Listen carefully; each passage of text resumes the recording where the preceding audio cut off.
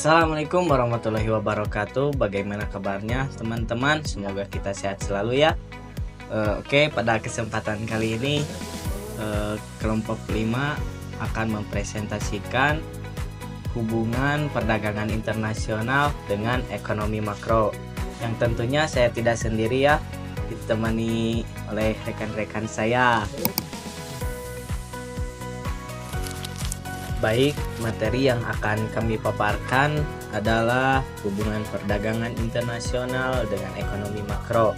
Yang pertama ada pengertian perdagangan internasional, akan disampaikan oleh rekan saya Siti Mariam. Silakan. Saya Siti Mariam. Saya di sini akan menjelaskan tentang pengertian dari perdagangan internasional. Perdagangan internasional merupakan kegiatan atau aktivitas berdagang yang dilakukan oleh dua atau lebih suatu negara yang berbeda. Nah, perdagangan internasional ini dapat terjadi ketika ada suatu kegiatan perdagangan yang dilakukan oleh dua negara yang berbeda, dan tentunya hal tersebut telah disetujui atau disepakati oleh keduanya. Adapun menurut Wahono, perdagangan internasional ini merupakan transaksi bisnis antara beberapa pihak yang melibatkan lebih dari satu negara. Nah, perdagangan internasional ini juga dapat dilakukan oleh perseorangan maupun kelompok. Dari aktivitas tersebut, maka terbentuklah hubungan ekonomi antara negara yang menjalin suatu kerjasama. Betul, seperti itu ya teman-teman. Singkatnya, perdagangan internasional itu aktivitas berdagang yang dilakukan oleh dua negara atau lebih ya. Setelah tadi dibahas oleh rekan saya apa itu pengertian perdagangan internasional, sekarang mari kita bahas ya, apa sih tujuannya dan apa manfaatnya perdagangan internasional itu.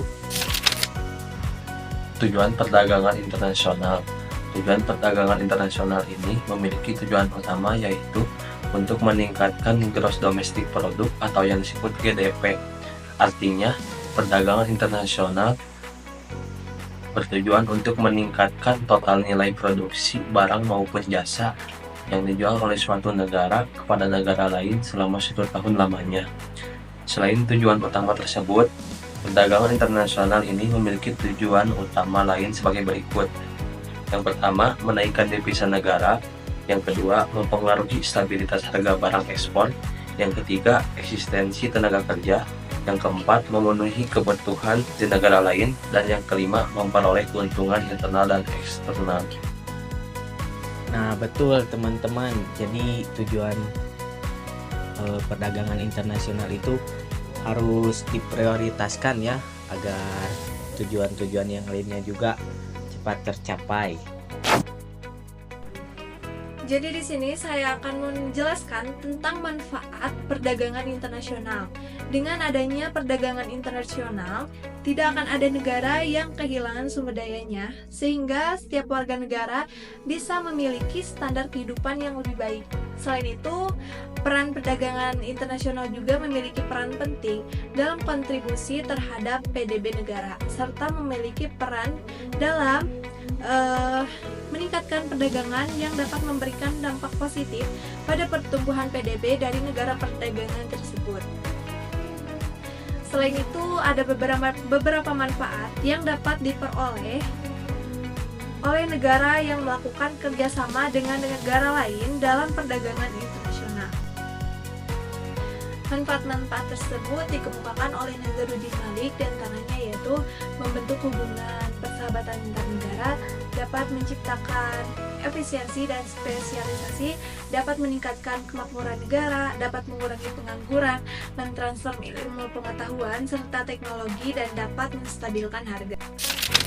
Selain itu juga ada faktor-faktor pendorong perdagangan internasional yang akan disampaikan oleh rekan saya. Faktor pendorong perdagangan internasional. 1. Keterbatasan produksi lokal yang mendorong impor.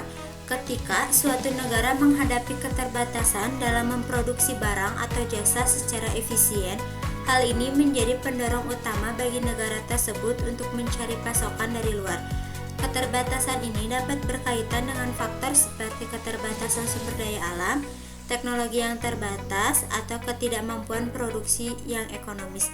Seperti Indonesia mengimpor gandum karena tidak memiliki iklim yang cocok untuk menanam gandum dalam jumlah besar.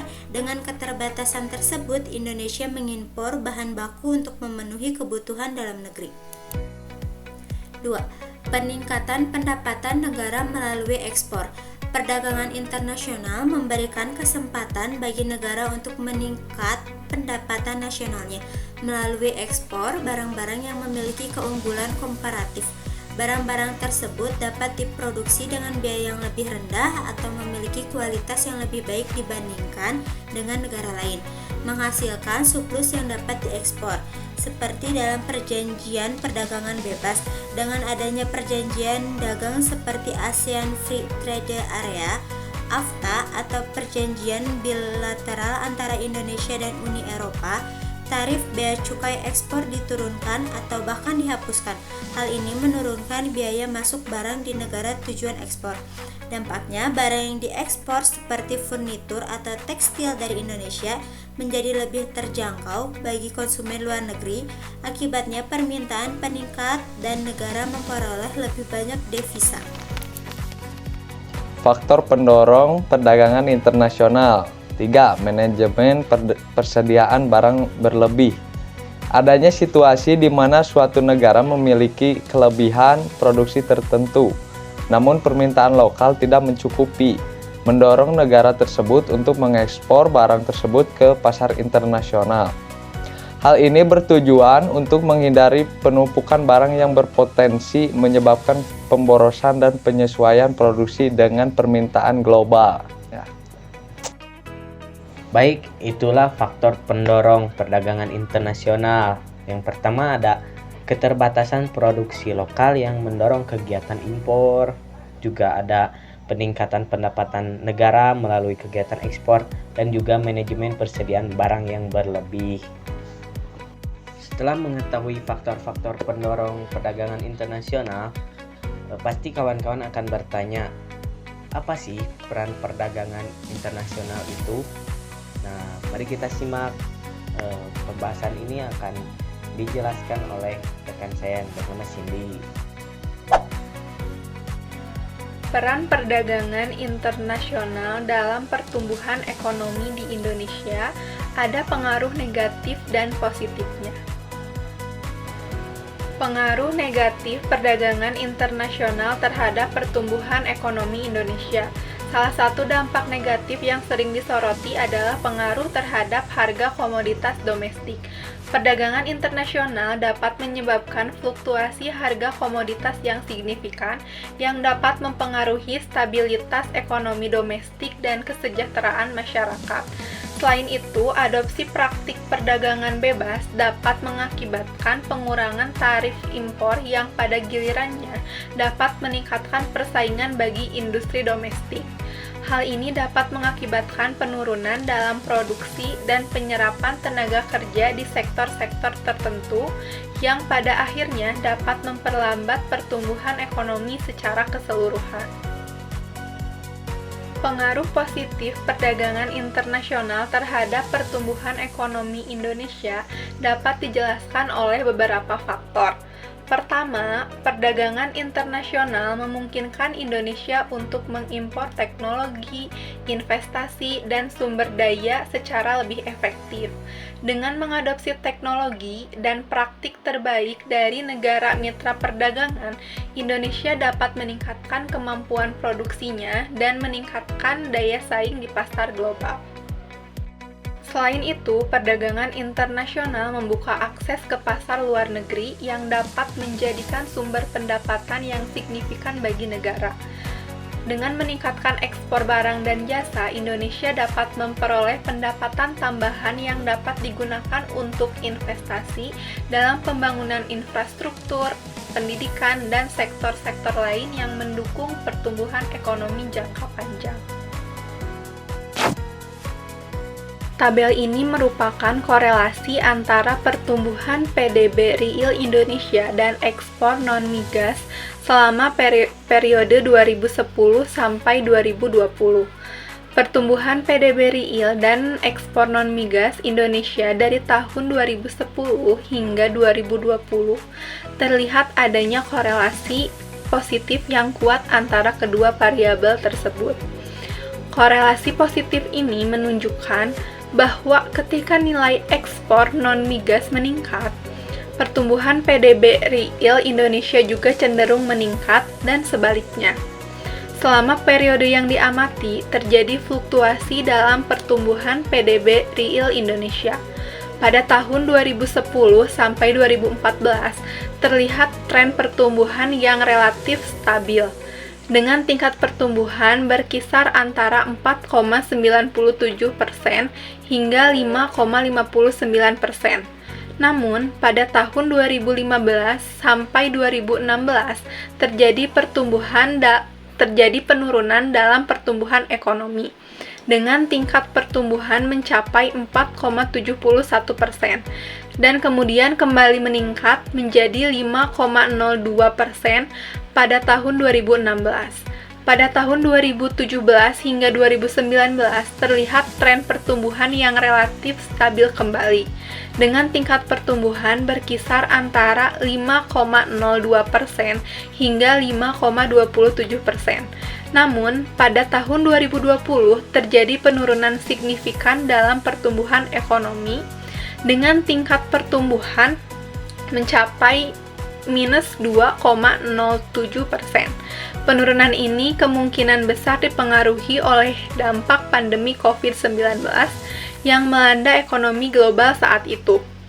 Sementara itu, nilai ekspor non-migas Indonesia juga mengalami fluktuasi selama periode yang diamati, mulai dari USD 104,90 miliar pada tahun 2010. Nilai ekspor non-migas terus meningkat hingga mencapai 181,9 miliar dolar pada tahun 2018. Namun, pada tahun 2019 sampai 2020 terjadi sedikit penurunan dalam nilai ekspor non-migas. Meskipun masih relatif tinggi, dalam tabel yang disediakan terlihat. Betul sekali teman-teman. Peran perdagangan internasional itu sangat berperan penting ya, dan mempunyai efek positif, yaitu meningkatkan daya saing di pasar global. Nah, begitu teman-teman, perdagangan internasional itu menjadi elemen penting bagi ekonomi global. Dengan pengelolaan yang baik, perdagangan internasional dapat memberikan manfaat yang baik bagi seluruh pihak, baik pihak ekonomi, sosial, maupun teknologi. Namun tetap diperlukan juga ya kebijakan yang adil dan bijaksana untuk mengatasi masalah-masalah yang mungkin akan muncul atau timbul. Demikian presentasi yang dapat kami sampaikan, semoga bermanfaat dan mohon maaf apabila masih banyak kesalahan karena kami masih dalam tahap belajar. Wajar karena kami manusia bukan nabi boy. Wassalamualaikum warahmatullahi wabarakatuh.